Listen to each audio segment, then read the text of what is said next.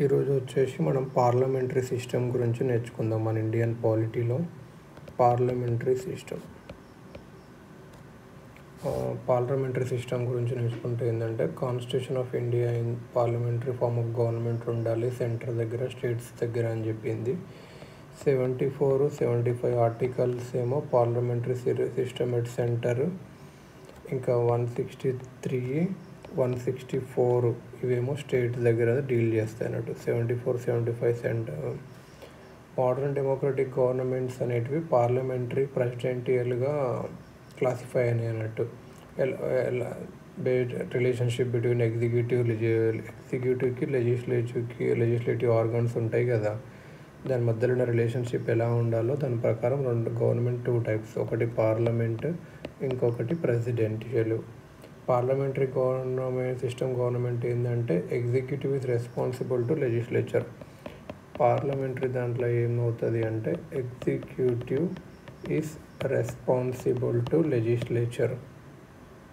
ప్రెసిడెన్షియల్లో అయితే ఏమవుతుంది అంటే ఎగ్జిక్యూటివ్ అనేది లెజిస్లేచర్కి not responsible for its policies and acts, and it కాన్స్టిట్యూషనల్గా ఇండిపెండెంట్. ప్రెసిడెంటియల్ సిస్టంలో ఎగ్జిక్యూటివ్ అనేది independent of the legislature in respect of its term of office.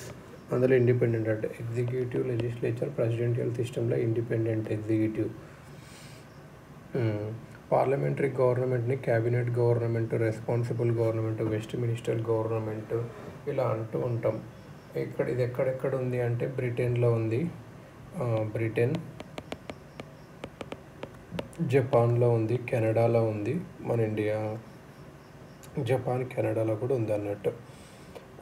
దీన్ని non responsible or the other hand is known as దాన్ని president ఇదని non responsible or non parliamentary or fixed executive system of government కూడా అంటారు. ఏమంటారు? ప్రెసిడెంట్ని యూఎస్ఏలో ఉంది, బ్రెజిల్లో ఉంది, రష్యాలో ఉంది, శ్రీలంకలో ఉంది. ఏమంటారు దాన్ని అంటే non parliamentary, non responsible are fixed executive system of government అని అంటారు. ఎక్కడెక్కడ ఉంది ప్రెసిడెంట్ది అంటే Sri Lanka, USA, Brazil, Russia. ఐవర్ Jennings parliamentary సిస్టమ్ని ఏమని పెట్టారంటే క్యాబినెట్ సిస్టమ్ అని కూడా అన్నారు అన్నట్టు. ఎందుకంటే క్యాబినెటే ఇక్కడ న్యూక్లియస్ లాంటిది, క్యాబినెట్లోనే ఎక్కువ పవర్ ఉంటుంది పార్లమెంటరీ సిస్టంలో. పార్లమెంటరీ గవర్నమెంట్ని రెస్పాన్సిబుల్ గవర్నమెంట్ ఎందుకు అంటారంటే క్యాబినెట్ అనేది accountable to parliament and stays in office so long it enjoys the later confidence. Parliament confidence ఉన్నంతసేపు ఆఫీస్లో ఉంటుంది. West minister model of government ఎందుకు అంటారంటే ఇది బ్రిటిష్ పార్లమెంట్ అక్కడ ఉంటుంది కాబట్టి, అంతే, ఏం లేదు. పాస్ట్లో British constitutional and political experts prime మినిస్టర్ని ఏమని డిస్క్రైబ్ చేసేవాళ్ళంటే ప్రైమస్ ఇంటర్ పేర్స్, అంటే ఫస్ట్ ఎమాంగ్ ఈక్వల్స్ అలా డిస్క్రైబ్ చేసేవాళ్ళు in relation to the cabinet. In recent టైంలో ఏమైందంటే prime minister power, influence, position పెరిగింది అన్నట్టు క్యాబినెట్ కన్నా. Dominant role British political administrative సిస్టంలో ప్లే చేస్తున్నాడు. ఇంకా అలా British system of government prime minister system government కూడా అంటారు అన్నట్టు. ఫీచర్స్ ఏంటంటే నామినల్ అండ్ రియల్ ఎగ్జిక్యూటివ్స్ అంటే ఏంటంటే ప్రెసిడెంట్ ఉంటాడు కదా, ఇక్కడ ప్రెసిడెంట్ని నామినల్ ఎగ్జిక్యూటివ్ అంటారు. De jure executive or titular. De jure అంటే నామినల్. President is head of the state. Head of the state is president. Prime minister is head of government, is the real executive de facto executive. Article 74 ఏం provide చేస్తుంది అంటే ఒక council of ministers ఉండాలి headed by prime minister to aid and advise president in the exercise of his functions. Advise is binding on the president article 74 ప్రకారం. ఇది ఇంకోటి ఏంటంటే ఇంకో ఫీచర్ ఏంటంటే పార్లమెంట్ మెజారిటీ పార్టీ రూల్. ఏదైతే పొలిటికల్ పార్టీ ఎక్కువ seats వస్తుందో లోక్సభలో అది గవర్నమెంట్ ఫార్ట్ అవుతుంది. ఆ పార్టీ లీడరే ప్రైమ్ మినిస్టర్ అవుతాడు. Other ministers prime minister appointed by president. Other ministers కూడా ప్రెసిడెంట్ అపాయింట్ చేస్తాడు, అది advice of PM. Single party లేకపోతే కోalition పార్టీని ఇన్వైట్ చేయొచ్చు ప్రెసిడెంట్. కలెక్టివ్ రెస్పాన్సిబిలిటీ అన్నట్టు ఈ బెడ్ రాక్ ప్రిన్సిపల్ ఏదంటే పార్లమెంటరీ అంటే కలెక్టివ్ రెస్పాన్సిబిలిటీ.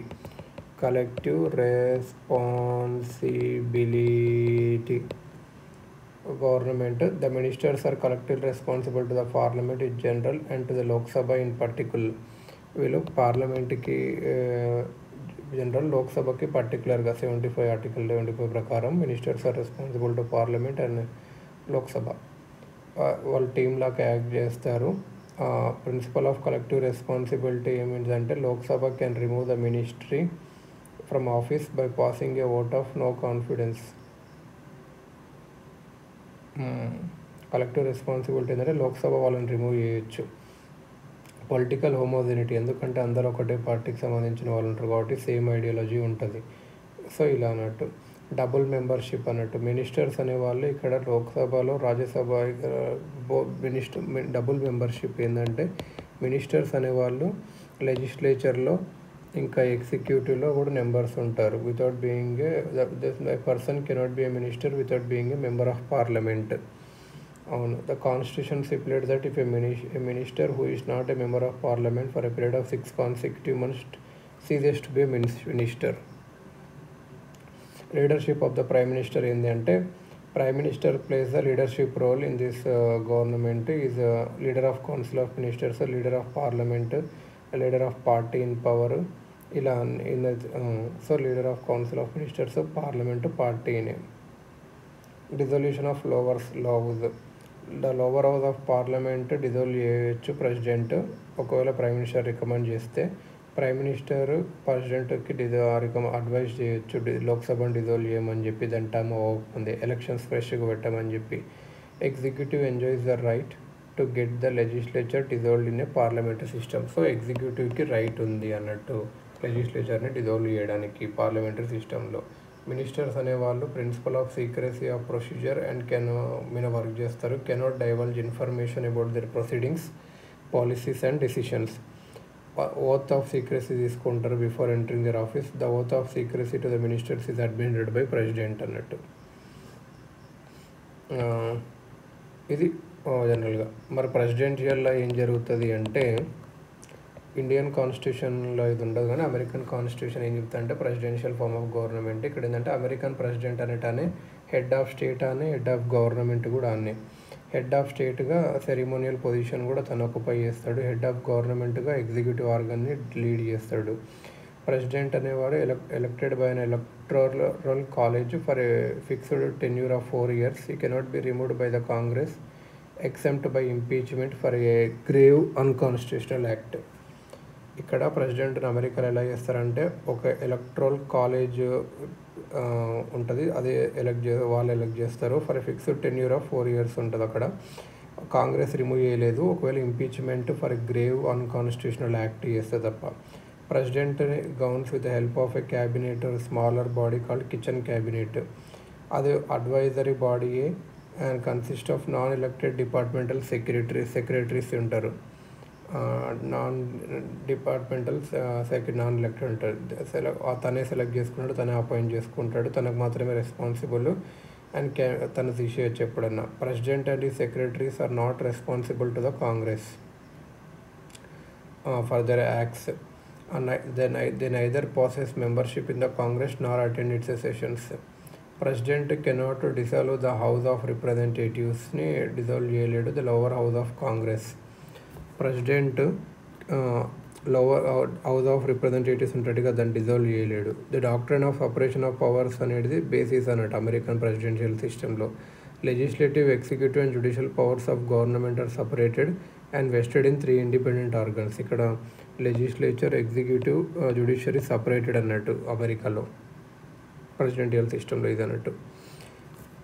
ఇప్పుడు మనము మెరిట్స్ ఆఫ్ ప్రెసిడెన్షియల్ సిస్టమ్ చూద్దాం. మెరిట్స్ ఏంటంటే హార్మోనీ ఉంటుంది లెజిస్లేచర్కి, ఎగ్జిక్యూటివ్కి. ఇక్కడ కోఆపరేషన్ ఉంటుంది లెజిస్లేటివ్, ఎగ్జిక్యూటివ్ ఆర్గనైజేషన్. ఎగ్జిక్యూటివ్ అనేది పార్ట్ ఆఫ్ లెజిస్లేచర్ కూడా, and both are inter dependent at work. So less scope for disputes and conflicts ఉంటుంది. రెస్పాన్సిబుల్ బై గవర్నమెంట్ ఉంటుంది. ఏంటంటే పార్లమెంటరీ సిస్టమ్ అనేది ఒక responsible to the parliament, ministers అనే వాళ్ళు responsible to the parliament. వాళ్ళ acts of omissions and కమిషన్స్కి for all their acts of omission and commission. Parliament exercises control over the ministers through various devices, question hour, discussions, adjournment motion, no confidence motion. ఇట్లా బట్టి మినిస్టర్స్ని correct చేయొచ్చు. డెస్పోటిజంని prevent చేస్తుంది. Executive authority is vested in a group of individuals and not a single person. This dispersal of authority checks the dictatorial tendencies of ఎగ్జిక్యూటివ్ని control చేస్తుంది. Executive అనేది పార్లమెంట్కి రెస్పాన్సిబుల్. నో కాన్ఫిడెన్స్ మోషన్ ద్వారా remove చేయొచ్చు. ఒక ready alternate government కూడా ఉంటుంది. ఒకవేళ రూలింగ్ పార్టీ లూజ్ అయితే అపోజిషన్ పార్టీని గవర్నమెంట్ ఫామ్ చేస్తుంది. ఆల్టర్నేటివ్ గవర్నమెంట్ ఉంటుంది అన్నట్టు. Wide representation. Executive countries group of individuals ఉంటుంది కదా, ministers who are representatives of people.